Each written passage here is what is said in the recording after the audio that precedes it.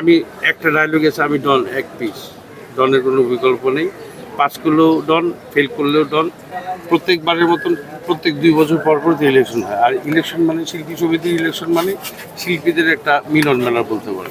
এখানে সিনিয়র শিল্পী, জুনিয়র শিল্পী সবাই একত্রিত হয়, সবার সাথে সবার দেখা হয়, সবার সাথে সবার সুখ দুঃখ, আলাপ আলোচনা, স্মৃতিচারণ, নানান কিছু, যার জন্যে অনেক দ্রুত গতিতে সময়গুলো পার হয়ে যায়। সকাল থেকে আমরা বিকেল পর্যন্ত ছিলাম, এখনও আছি।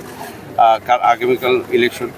যাই হোক, আমরা দুটো প্যানেল থেকে এবার ইলেকশন হচ্ছে। আমি দিব্যল এবং নিশা পরিষদের ক্রীড়া ও সাংস্কৃতিক সম্পাদক হিসেবে কাজ করছি, দাঁড়িয়েছি, এবং আরেকটা প্যানেল নিপুণের প্যানেল। যাই হোক, এই 2 প্যানেলের মধ্যে এবার ইলেকশন হচ্ছে। গতবার নিপুণের প্যানেল কাজ করেছিল। তো যাই হোক, আর স্বতন্ত্র থেকে দাঁড়িয়েছেন আমাদের বন্ধু বাদল, ও স্বতন্ত্র থেকে দাঁড়িয়েছে ইসি কমিটিতে, না আমরা ইসি। যাই হোক, আমার কথা হচ্ছে যে নির্বাচন কমিশনের কাছে অনুরোধ, আমাদের এই পরিবেশে বজায় থাকুক, সুস্থ সুন্দর পরিবেশে এবং স্বতঃস্ফূর্তভাবে আমাদের সব শিল্পীরা যেন নির্দ্বিধায় ভোট দিতে পারেন, এই পরিবেশ সৃষ্টি করার জন্য আমি নির্বাচন কমিশন এবং নির্বাচনের ব্যাকআপে যারা কাজ করছেন, নির্বাচনের হয়ে যারা কাজ করছেন, নির্বাচনী কার্যক্রম যারা চালাচ্ছেন, তাদের কাছে অনুরোধ করব এই সুস্থ সুন্দর পরিবেশের জন্য বজায় থেকে ভোট শেষ হওয়ার আগ মুহূর্ত পর্যন্ত। ভাই, আপনি গতবার সভাপতি পদে, যদি ভুল না করে থাকি, না, সাধারণ সম্পাদক পদে মনে হয় করছিলেন। আমার একমাত্র পদটা হচ্ছে ক্রীড়া ও সাংস্কৃতিক সম্পাদক। আমার স্বতন্ত্র থেকে দাঁড়িয়েছিলেন, এবার আমি স্বতন্ত্র থেকে ইসি কমিটিতে দাঁড়িয়েছিলাম। এটা নিপুণদের প্যানেল হচ্ছে যে 2 প্যানেল বলতে আমি প্যানেল বুঝি না, আমি বুঝি সব শিল্পী সবাই এক, সবাই আমরা সমান। হয়তো আজকের জন্য কালকের জন্য হয়তো আমরা বিভক্ত হয়ে গেছি, মানে প্যানেল দুটো হয়ে গেছে, কিন্তু 20 তারিখের পর 19 তারিখ ইলেকশন, 20 তারিখের পর কিন্তু সবাই একেবারে আমরা সবাই একসাথে কাজ করবো, তাই না?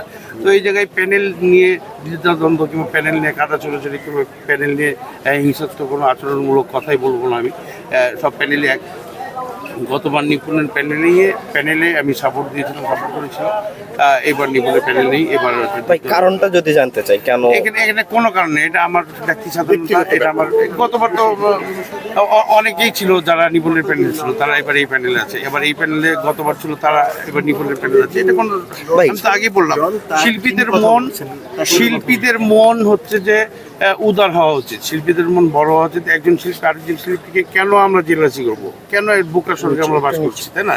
যার যার জায়গা সেই মানুষ থাকবে, যার যার স্থান থেকে সেই সুস্থ সুন্দর পরিবেশে ভোট দেয়, এটাই আমরা চাই। আমরা দ্বিধাদ্বন্দ্ব চাই না, আমরা কোনো আনন্দে বিঘ্ন ঘটা কেউ, সেটাও আমরা চাই না। ভাই, আরেকটা বিষয় জানতে চাইবো, যারা হচ্ছে প্যানেল চেঞ্জ করেছেন, যারা হচ্ছে এই প্যানেল ছেড়ে অন্য প্যানেলে গিয়েছেন, তাদের অধিকাংশরই একটা অভিযোগ ছিল যে তারা কমফোর্টেবল ভাবে কাজ করতে পারেনি।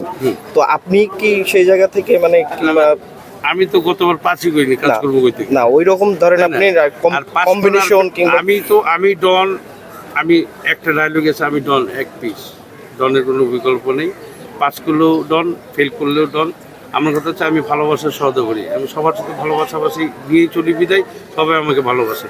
আমাকে 2 প্যানেল থেকেই ডাকাডাকি করেছে। আমার কথা হচ্ছে যে আগে আসবে সে আগে পাবে।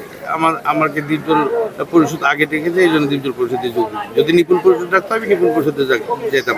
আমার কথা হচ্ছে যে এখানে কোনো রাজনীতি নেই, এখানে কোনো হিংসাত্মক কোনো আচরণ নেই। এই জন্যে আমি 2 প্যানেলকেই আমি আমার সমকক্ষ, আমার সহকর্মী এবং আমার বন্ধু বান্ধবী ভাবি।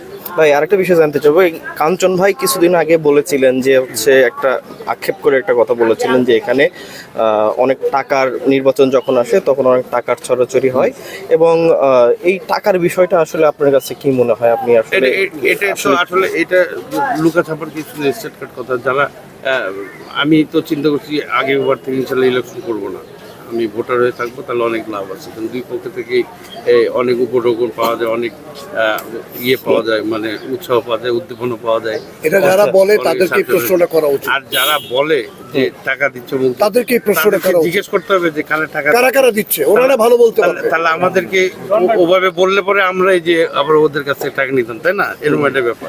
যাই হোক, কিন্তু আনন্দ কোনো মুহূর্তে ইলেকশনগুলো করছি, টাকা পয়সা কে কাকে দিচ্ছে এটা আমরা জিজ্ঞাসা করি না, আমরা দেখিও না, আমরা শুনিও না, কিন্তু আমাদের পাল্লাতেও পড়ে না এগুলা। এই কেন